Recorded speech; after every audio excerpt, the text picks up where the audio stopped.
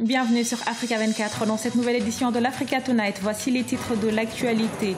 Manifestation contre la hausse des prix du carburant en île Maurice. Un rassemblement qui a vu la participation de plusieurs associations et partis politiques de l'opposition. Au Mali, le président Ibrahim Boubacar Keïta reste fidèle à ses engagements sur la révision constitutionnelle. Malgré l'ultimatum lancé par l'opposition, le chef de l'État s'est dit confiant à poursuivre le processus. Et puis inauguration en République du Congo du port fluvial d'Oyo d'un coût global de 48 milliards de francs CFA. Le nouveau port qui fait figure d'infrastructure stratégique est également un outil de développement et d'intégration. Mais tout d'abord, ils étaient des milliers de personnes dans les rues de Port-Louis, la capitale de l'île Maurice, ce vendredi. En désaccord avec les autorités, ils protestent contre l'augmentation des prix du carburant. En 6 mois, les prix ont été revus à la hausse 2 fois en février et en août. Parmi les manifestants, plusieurs associations et partis politiques de l'opposition. On écoute à ce propos Fabrice Yolim, journaliste mauricien. Les partis de l'opposition se sont joints pour manifester contre cela. Vous avez donc le Parti mauricien social-démocrate, le PMSD, le mouvement militaire mauricien, le mouvement patriotique et le Parti travailliste, et aussi un député indépendant. Ils ont demandé la démission du gouvernement. Et aussi, ils ont aussi demandé à ce qu'il y ait l'organisation d'élections générales anticipées. 95% de ces gens sont des partisans de ces partis. Donc, on ne peut pas dire que ce sont les membres du public qui sont descendus dans la rue. Et il y avait très peu de membres du public. Les membres du public, ce sont des syndicats qui, eux aussi, contestent le gouvernement. Le bras de fer entre pouvoir et partisans du non à la révision constitutionnelle au Mali se poursuit. Plus que jamais déterminé à poursuivre le processus, le chef de l'État, Ibrahim Boubacar Keïta, appelle l'opposition au respect des lois, et cela malgré l'ultimatum lancé par les opposants. Reportage au Mali de notre correspondant Mokhtar Bari. Au Mali, le projet de révision constitutionnelle occupe une bonne place dans l'actualité. Initialement prévu le 9 juillet 2017, la consultation référendaire a été reportée à une date ultérieure. L'opposition conteste le fait que le président de la Cour constitutionnelle, jusqu'ici nommé par les autres membres de la Cour, soit désormais nommé par le président de la République. Parce qu'elle craint que cela n'accroisse ses pouvoirs, l'opposition ne souhaite en outre pas que le président puisse nommer les tiers des membres du futur Sénat. Depuis une dizaine de jours, des membres de l'opposition, de la majorité présidentielle et de la société civile ont été reçus par le chef de l'État, Ibrahim Boubacar Keïta. Ce dernier justifie sa volonté de modifier la Constitution par le souci de prendre en compte toutes les couches de la société malienne, mais aussi des préoccupations actuelles. Il reste entendu qu'une Constitution, comme toute œuvre humaine, est perfectible. Et les uns ne font rien à la faire. Il est bon qu'au bout d'un moment, l'on puisse revoir la copie et convenir des changements opportuns à apporter. C'est cela qui a motivé ce projet de révision constitutionnelle, qui est de la prérogative du chef de l'État, prérogative qu'il partage avec l'Assemblée. Le président de la République, tout en appelant au respect de l'arrêt de la Cour constitutionnelle, entend mener le processus jusqu'au bout. On dit la loi est dure, mais elle est la loi. Dans l'ex, cela s'applique à tout le monde. Quelle que soit la qualité de celui dont il s'agit.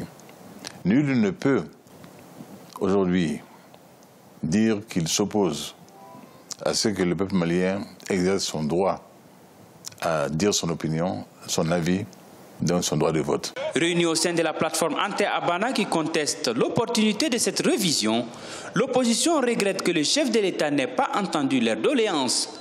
Elle demande le retrait pur et simple du projet.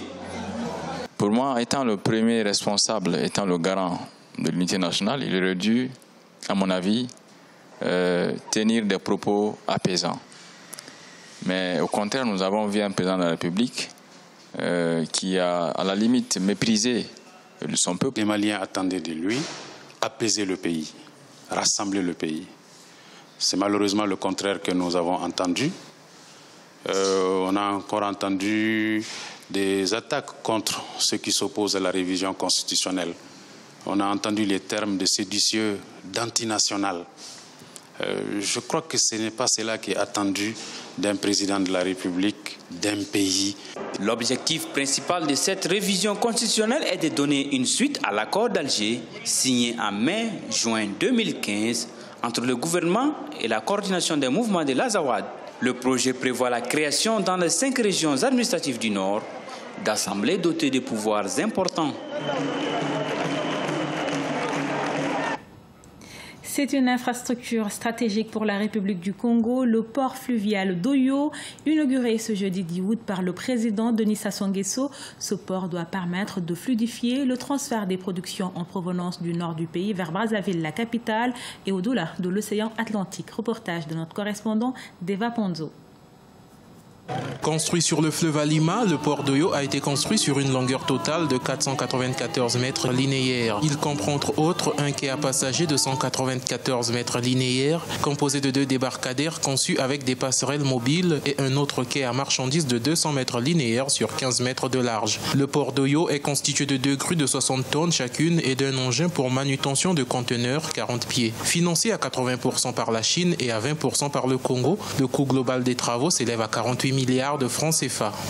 Situé sur l'Alima, au carrefour des actes multimodaux desservant la République gabonaise, la République du Cameroun, la République du Congo, la République démocratique du Congo, la République centrafricaine, est certes un port fluvial, mais un outil de développement et d'intégration dont l'impact socio-économique sera certain. Les travaux du port d'Oyo ont débuté en août 2013 et leur fin est intervenue en février 2017. Cette plateforme pourra servir comme deuxième axe de desserte de la République centrafricaine par le corridor 13, la République démocratique du Congo par le fleuve Congo et le Gabon par Franceville. C'est un maillon de l'intégration sous-régionale avec des pays comme le Gabon, le Cameroun, donc la RDC. Maintenant, doit s'accompagner les problèmes de maintenance, d'entretien de ces dispositifs, le problème aussi de l'impulsion qu'il faut donner autour pour que les moyens soient utilisés à bon escient et atteignent les objectifs de développement. Notons que ce projet intègre parfaitement le schéma régional d'aménagement du territoire adopté par la conférence des chefs d'État de la CEMAC de Djibouti en Guinée équatoriale qui avait encouragé l'opérationnalisation des plateformes qualité-innovation. Le nouveau port possède des atouts environnementaux au kilomètre parcouru. Ce dernier représente à peine le quart des émissions d'un véhicule sur une route. En Égypte, au moins 37 personnes ont perdu la vie dans un accident de train survenu à l'entrée de la ville d'Alexandrie. La collision a également fait 123 blessés selon les autorités. Elle aurait été causée par l'arrêt de l'un des 2 trains sur les voies après une panne. Il s'agit de l'accident ferroviaire le plus meurtrier depuis la collision en novembre 2013 d'un train et d'un bus au sud du Caire, la capitale, qui avait fait 27 disparus. La 5e fois sera-t-elle la bonne pour le Maroc? Débouté à 4 reprises, le royaume chérifien annonce une nouvelle fois sa candidature pour la Coupe du Monde 2026. Déterminé à organiser cette compétition, le pays sera fixé sur son sort le 13 juin 2018, date prévue pour son attribution Nato Puntushashvili. Le Maroc va de nouveau tenter sa chance pour organiser la Coupe du Monde 2026.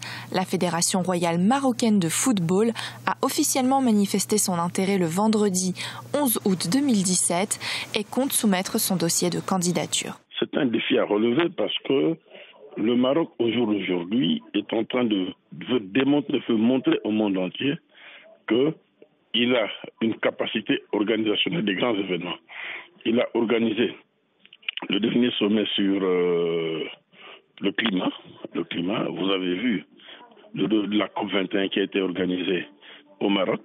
Le Maroc a une culture historique organisationnelle des grands événements. Le Maroc veut mettre en exergue ses potentialités, cette capacité organisatrice. Donc c'est un défi que le Maroc tient aujourd'hui à relever. C'est la 5e fois que le Maroc propose d'accueillir l'épreuve phare de la FIFA après 1994, 1998, 2006 et 2010. Mais l'instance ne l'avait jamais choisi pour l'organisation de cet événement. Pourtant, le pays s'estime capable d'organiser la première Coupe du Monde à 48 équipes. Une Coupe du Monde, même si ça ne dure qu'un mois, il y a des préparations, il y a un investissement, il y a tout ce qui est économique qui vient s'ajouter. Et donc le Maroc, elle a avancé, comme je vous disais, sur de nombreuses infrastructures, routiers, autoroutiers, TGV maintenant. Hein, et il y a de nombreux stades qui ont été construits, d'autres qui vont être en rénovation. L'attribution mondiale de 2026 aura lieu le 13 juin 2018 lors du 68e congrès de la FIFA. Le principal concurrent du Maroc sera la candidature commune du trio États-Unis-Mexique-Canada. Ce journal a été réalisé par l'ensemble de la rédaction. Nous vous remercions pour votre fidélité. Dans un instant, une nouvelle édition de l'actualité sur Africa 24.